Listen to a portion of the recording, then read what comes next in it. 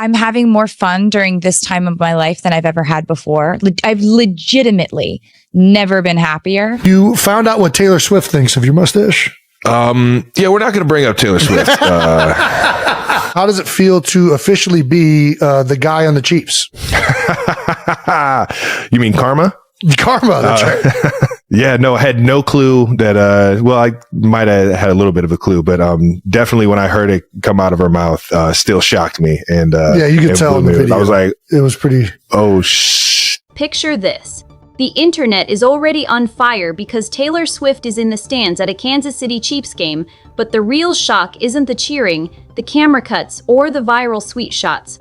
The real shock is that the entire chain of events started with something so small and so easy to mess up that it almost didn't happen at all. A friendship bracelet, a phone number, and one awkward moment that left an NFL superstar admitting he was genuinely butthurt because he couldn't even hand it to her. And that's what makes this story so addictive. From the outside, people love to assume that when two global-level celebrities connect, everything is smooth, effortless, and automatic, like the universe just clears the schedule and rolls out the red carpet. But that's not what happened here. In fact, the beginning was messy in the most human way possible. It was uncertain. It was a little embarrassing. It involved mistiming, closed doors, and someone having to try again even after the first attempt went nowhere. And the craziest part is, if just one detail had gone differently, the entire timeline we all watched unfold might have never existed the way it did.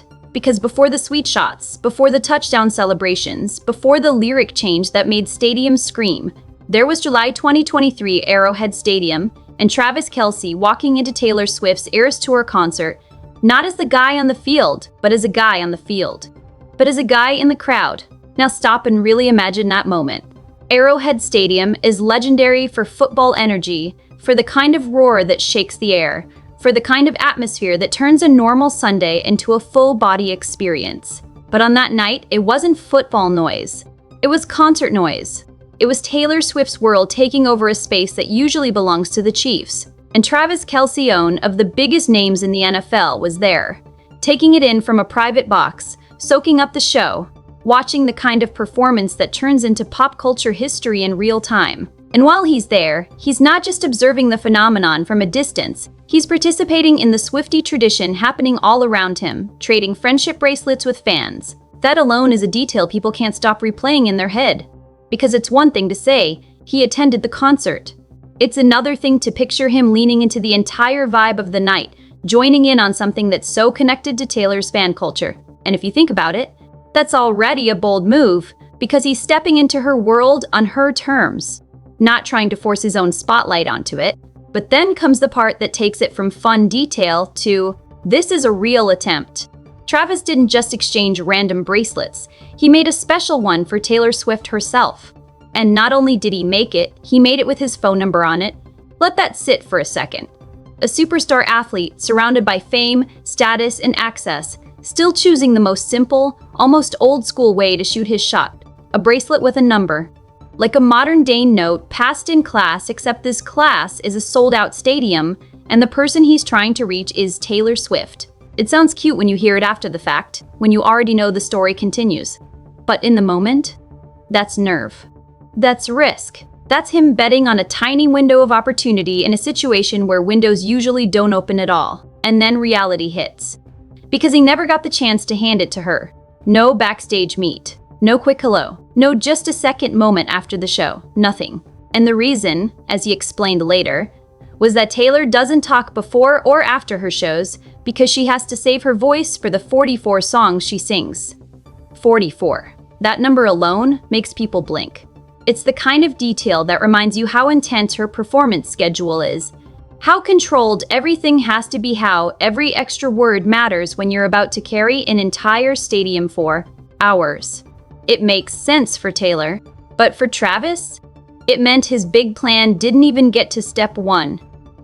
And that's where the story suddenly turns from bold to painfully relatable, because he admitted he was disappointed. He admitted he felt it. He admitted in his own words that he was a little butthurt, that he didn't get to hand her one of the bracelets he made for her. And if you picture him saying that out loud, It's almost shocking for a different reason. It's honest. It's not polished. It's not the kind of statement you expect from someone who's used to winning on national television, and it creates this immediate curiosity because you start wondering what happens next when a guy like that doesn't get the moment he wanted. Does he shrug and move on? Does he laugh it off privately and never mention it again? Or does he try again, knowing how impossible again is when the person you're trying to reach is protected by the kind of security and scheduling that most people can't even imagine? Here's where a lot of people get it wrong. They think the bracelet story is the whole beginning. They treat it like a cute anecdote that just makes a nice headline. But for Travis Kelce, that bracelet moment was a missed connection, one that could have ended the entire story right there. Instead, he kept going. And that's when the situation reportedly got so difficult that it turned awkward not just for him, but in a way that could have been downright embarrassing. Because when you can't reach someone directly, your options get limited. And the more famous the person is, the more limited those options become. At that point, the problem isn't just how do I impress her? The problem becomes, how do I even get a message to her without it looking desperate, staged, or weird? So Travis did what people do when direct routes are blocked. He looked for someone who could open a door. Months later, in November 2023, he shared more detail about how he tried to catch her attention after the bracelet attempt failed. He explained that there were definitely people she knew, people in her corner who knew who he was, and someone, somewhere in that circle, apparently played Cupid. That line alone is like gasoline for curiosity. Because the moment you hear someone was playing Cupid, the questions multiply instantly. Who was it? How did it happen? Was it a casual mention or an intentional push? Did Taylor laugh at first? Did she hesitate? Did she roll her eyes and then secretly get intrigued?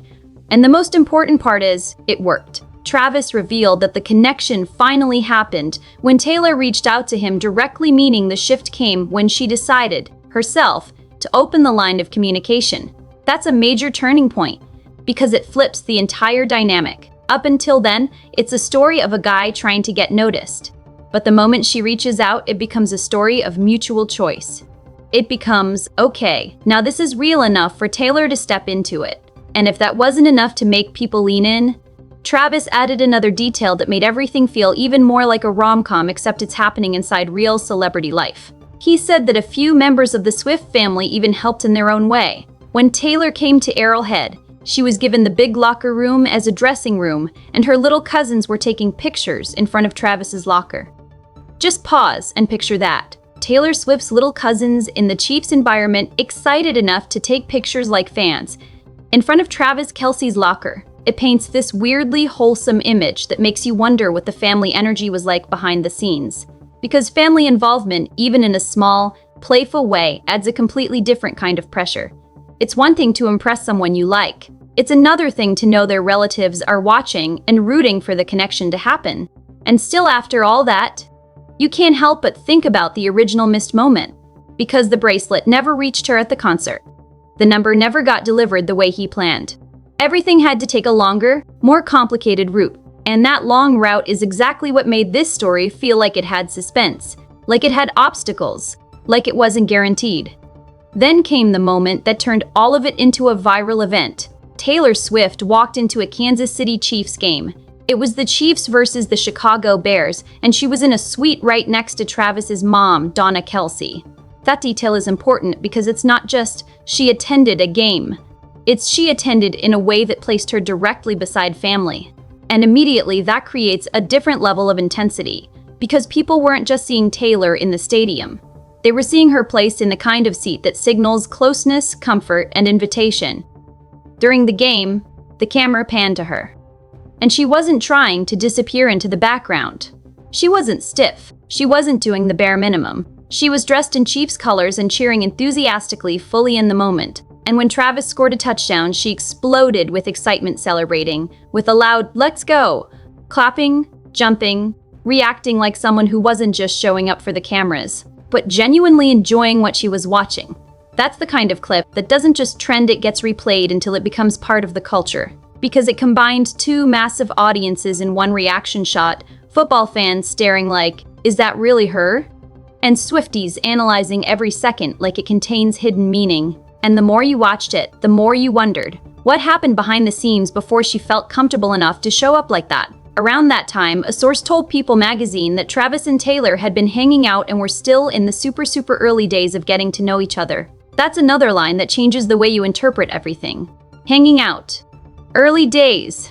It makes the whole thing feel less like a public announcement and more like an unfolding connection, something that's still forming, still fragile, still being tested in real time. And then came another detail that felt like a quiet milestone. That game was reportedly Taylor's first time meeting Travis's parents.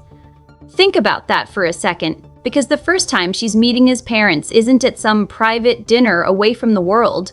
It's in a stadium suite, under the attention of cameras, while tens of thousands of people are screaming below and millions are watching at home. The normal, nice to meet you moment becomes a completely different experience when it happens inside a national spectacle. A few days after the game, Travis spoke about Taylor on his podcast. He thanked her for coming to his game and admitted he sure as hell enjoyed the weekend. He also said that everyone in the suite had nothing but great things to say about her friends and family, praising her, talking about her in a great light, and that matters because it suggests she didn't just show up, she fit in. She made an impression on the people whose impressions actually matter most to him. But even as he clearly sounded excited, he also made it clear that he wanted to be respectful when discussing their relationship publicly. And that kind of restraint is another piece of the puzzle, because it suggests he understood very early that this wasn't a normal romance story. This was a situation where one careless comment could become a headline, one joke could become a controversy, and one moment could get ripped apart by the internet. Then, on October 1st, 2023, Taylor showed up again, this time at the Chiefs game against the New York Jets at MetLife Stadium. And she didn't come alone, she brought A-list friends. That detail made the whole thing feel louder. Because it's one thing to do something quietly, it's another thing to bring your circle with you, like you're letting your world step closer to his world. And suddenly the relationship wasn't just being watched, it was being surrounded by other famous faces, multiplying the attention and making every camera angle feel like an event. And then the story kept feeding the same irresistible pattern. Taylor back at Arrowhead Stadium again, the Chiefs winning again, Travis scoring again. Every time she appeared, people kept noticing how much fun she seemed to be having, waving at fans, smiling, responding to the crowd energy, looking like she was genuinely enjoying the experience rather than enduring it. During one of those games, she was seen laughing and dancing with Brittany Lynn, the wife of Chiefs quarterback Patrick Mahomes. And even Brittany and Patrick's baby Patrick Bronze Mahomes III was part of the sweet fun. That scene hit people in a specific way because it looked normal in the middle of something completely not normal. It looked like a group hangout, the kind of vibe you'd see at any game, except it was being watched because Taylor Swift was right there in the middle of it. Then the timeline shifted again, back into Taylor's tour world. She resumed her Eras tour in Buenos Aires, Argentina on Thursday, November 9th, after a nearly 3-month break. She was booked for 3 shows at Estadio River Plate, and ahead of the second show on Friday, Travis was there with her. But the night didn't go as planned because the concert had to be rescheduled due to weather conditions. And that's where the story gets interesting again, because the reschedule unexpectedly freed up Taylor's schedule for the night. Suddenly, what was supposed to be packed became open. What was supposed to be rushing became time. And whenever time appears unexpectedly in a story like this, people can't help but wonder what happens in that extra space when the world isn't watching the same way. Around that same period, on an episode of the New Heights podcast co-hosted by Travis and his brother Jason Travis, dropped hints about potential vacation plans. He talked about his skin getting pale and wanting to go somewhere sunny, someplace south, closer to the equator. And when you place that comment beside the growing timeline, it feels like another clue, another small piece of a bigger picture forming behind the headlines. Then came the moment that turned subtle hints into a headline you couldn't ignore. During her show on Saturday, November 11, Taylor did something that instantly electrified the crowd and the internet. She changed the lyrics in her song, Karma. Instead of the original line, she sang, "Karma is the guy on the cheeks, coming straight home to me." In one move, she turned a private connection into a public lyric, still playful, still light, but loud enough that nobody could pretend it meant nothing. And the reason it hit so hard is because it wasn't an interview quote. It wasn't a press statement. It wasn't sources say.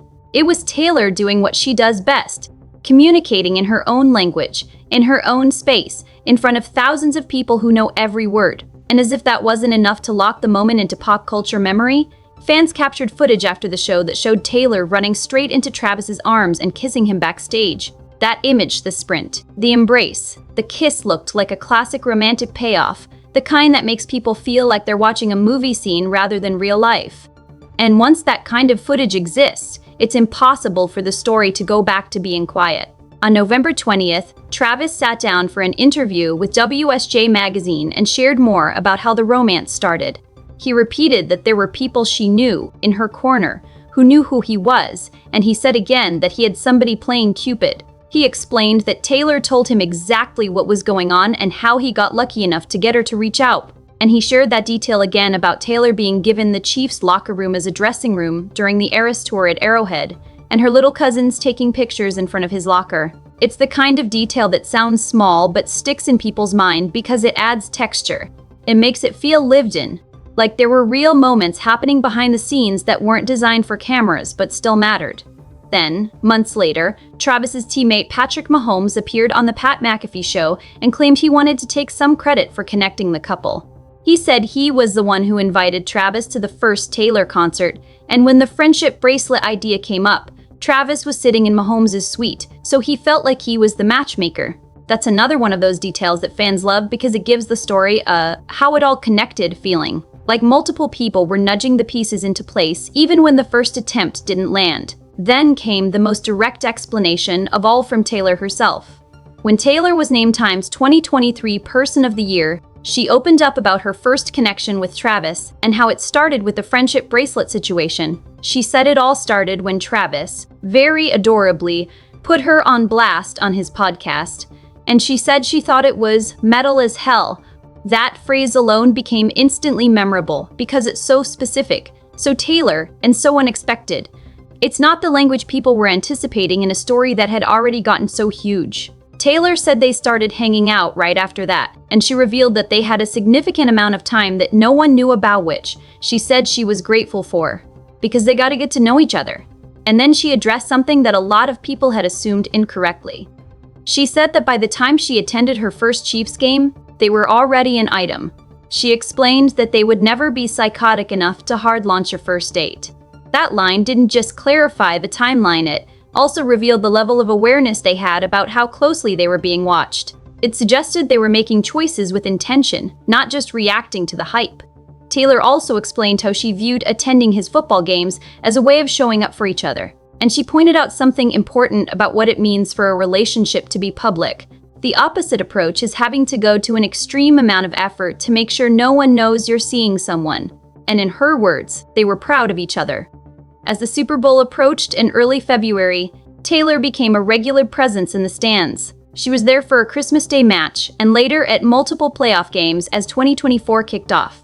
And Travis commented on her support ahead of the Super Bowl by saying she was all in part of Chiefs Kingdom 100%. Then pop culture did what pop culture always does when something gets this big, it turned it into comedy. Saturday Night Live came back with host Pete Davidson and had an endless supply of Taylor Swift-related material to pull from. In one skit, Davidson played a sideline reporter who seemed more interested in whether Taylor was in the stands of a Philadelphia Eagles and New York Jets game than anything happening on the field. Wearing a pink cowboy hat and Eras Tour merch, he talked about a rumor that Taylor was coming to cheer on Jason Kelce because he played for the Eagles. He joked about no sign of Blondie and wondering why he was even there. Taylor wasn't spotted during that skit moment, but Travis made a surprise appearance at the end. When Kenan Thompson tried to push the discussion back to football, Travis popped in and exclaimed, "Yes, please." The timing made it land even harder, because it felt like the perfect punchline to how loud the Taylor and NFL conversation had become. And then came the biggest stage of all, the Super Bowl. Taylor, being the supportive partner, flew straight from Japan to Las Vegas after wrapping up her final Tokyo show as part of the Eras Tour. She arrived to watch Travis play, and she wasn't alone. She came with friends including Blake Lively, Ice Spice, and Ashley Avignon. The Chiefs played the San Francisco 49ers and won 25-22. After the game, cameras captured Taylor and Travis embracing and kissing in front of the cameras as the celebration exploded around them. Just weeks later, on February 23, 2024, Taylor kicked off her Eras Tour dates in Australia, and Travis was right there with her. Before one of her shows in Sydney, the couple had a little adventure at the Sydney Zoo, where they fed kangaroos and explored. During the show, Travis was spotted in the crowd wearing friendship bracelets, and he even took a selfie with Rita Ora, who was also there. And after the show, fans captured another sweet moment, the couple sharing a kiss. After that, Travis was seen at numerous Eras Tour shows, and the relationship felt fully out in the open in a way that people could track without needing to guess. On April 14, 2024, Taylor and Travis were spotted together at Coachella. They were seen dancing along to Ice Spice, Dom Dalla, and Bleachers. They watched Taylor's collaborator Jack Antonoff perform from the designated artist guest area at the Mojave stage. Taylor was seen wearing a New Heights cap nodding to Travis's podcast with his brother Jason, while Travis wore a Happy Gilmore hat. Those little outfit details became part of the fun because fans treat them like tiny public signals that still feel personal. Then Taylor released The Tortured Poets Department, and fans immediately began speculating about the contents of her lyrics. Swifties believe that some of the storytelling in So High School and the alchemy related to her relationship with Travis. In So High School, she sang, "I feel so high school every time I look at you," and described wanting to find someone in a crowd just to hide from them, talking about their romance starting in the blink of a crinkling eye. In another part, she sang about "get my car door" and then "pull me to the back seat," adding that no one had her the way he did. Fans linked those lines to videos that circulated of Travis opening her car door and driving her around Kansas City, noticing how even the smallest gestures between them were being watched and remembered. Later, speaking exclusively with Rolling Stone at Kelce Jam, Travis revealed his favorite album released in the past year, saying he was a little biased but The Tortured Poets Department might be it. That moment mattered because it showed him publicly appreciating her work, not just supporting her presence. And fans took it as another sign that the connection wasn't just about appearances, it was about pride. Then the story took an almost unbelievable turn during Taylor's London Eras Tour shows. During one of the first nights, Taylor managed to snap a selfie with Prince William, Prince George, and Princess Charlotte, and Travis was also in the picture. It became their first post together on Taylor's Instagram. She captioned it, "Happy Bay M8 London shows are off to a splendid start." That one post carried a strange kind of weight because it felt like a clear, official moment, wrapped in a casual caption, exactly the kind of contrast that keeps people obsessed. But the biggest surprise came at the next show. During the intro to I Can Do It With a Broken Heart, Travis made a surprise appearance as one of Taylor's dancers. He carried her to the couch during a vaudeville-styled segment before she sang the next track. Taylor was spotted blowing a kiss to him as he left the stage. Later, she wrote about it on Instagram, saying she was still cracking up and swooning over Killer Trav's Eras Tour debut and said she would never forget those shows. Travis later explained that he was basically thinking, "What? I would love to do that. Are you kidding me?" He said he'd seen the show enough times, so he might as well get put to work. And when you look back across the full timeline, the reason people can't stop watching it is because it keeps evolving in ways that feel bigger than the last chapter without ever losing the tiny details that made it feel personal at the beginning. It started with a missed bracelet handoff and a disappointed butthurt confession. Then it moved into the strange, secretive process of getting attention in a world where direct access isn't normal. Then it turned into sweet appearances, family introductions, and viral touchdown celebrations. Then across continents, Buenos Aires lyric changes, backstage kisses, Tokyo to Vegas flights, and Super Bowl celebrations. Then it became tour support in Australia, festival moments at Coachella, and lyric speculation on a brand new album. And finally, it reached a point where Travis wasn't just in the crowd, he was on stage, part of the show. And the moment was so loud that nobody could pretend it was just a rumor. So now the question people keep asking is simple, but the answer feels impossible to predict. After everything we've seen, bracelets, games, tours, lyrics, kisses, cameos, championships, and stage surprises, what happens next? Did these two take an even bigger step soon, or did they keep writing this story exactly the way they've done so far, showing up for each other, staying proud, and somehow still managing to surprise everyone watching?